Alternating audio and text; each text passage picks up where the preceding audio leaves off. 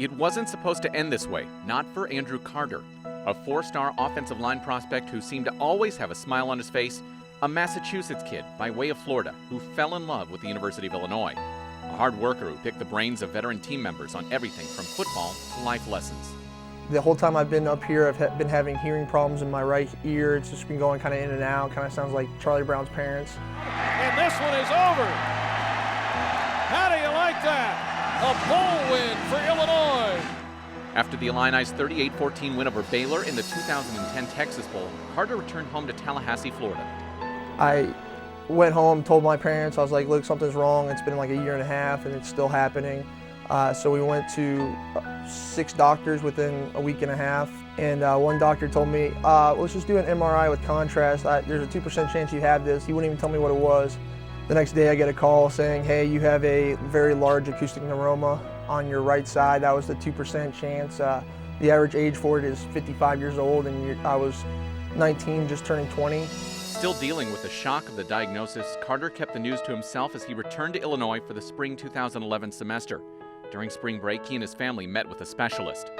He examined it and said, we need to get this thing out pretty soon because it's pushing into your brain. It's going to cause major problems here in a couple months, so we need to get it out immediately. And I said, well, do I need to not go to school again and all that stuff? And he's like, well, finish the semester, come back, and we'll do the surgery. 6 a.m. on May 16th, I was in there getting surgery for the next 8 hours.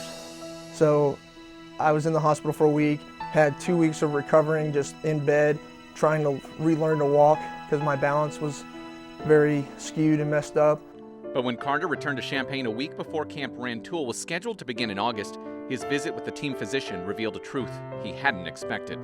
Dr. Kierwak, the team doctor, met with me and he kind of said, I don't want you to play football anymore. You get hit on that side, you could die or have severe headaches the rest of your life, and we don't want that for you. And I talked it over with my family, and it was pretty easy when he mentioned I could die out there that, you know, it might be time to hang it up and focus on my life instead of football.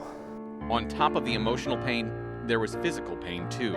I was still kind of having a lot of residual effects, headaches all the time, six to 7 headaches a week. So every day I was having very bad, so most people would probably take off work for the headaches I was having, but I was getting through school and all my other stuff during it because it just became I came used to the pain in my head all the time.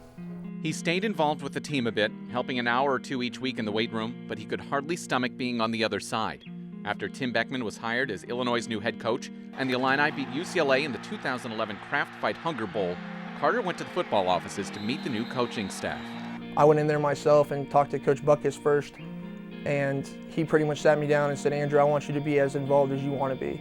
I want you here. You're a part of my family. I want to be a part of your family because we are Illini and we are all family, and I want you to be as involved as possible. And I said, I want to be involved to the highest extent. Meanwhile, senior long snapper Zach Pedersen met Obi Ikezi, a former kicker at Maryland.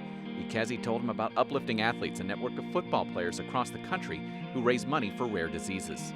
I wanted to do something that tailored around our program, and the first person that came to my mind was Carter. Pedersen called Carter, who was at home in Florida at the time, and asked if it would be okay if the team put together a Lift for Life event, the trademark of uplifting athletes chapters, in his honor and to benefit the Acoustic Neuroma Association of America. When I approached him about this, he thought it was a great idea. You know, some people might be, tend to be a little shy about it, or, I don't want the spotlight on me. But he doesn't really think about it like that. He just thinks about it as an opportunity to help other people like him, which I think is awesome. On Saturday, June 23rd, the Illini, with the help of strength and conditioning coach Aaron Hillman and his staff, held a 2-hour competition that included a variety of activities that seemed more suited for ESPN's World's Strongest Man than for a college football team.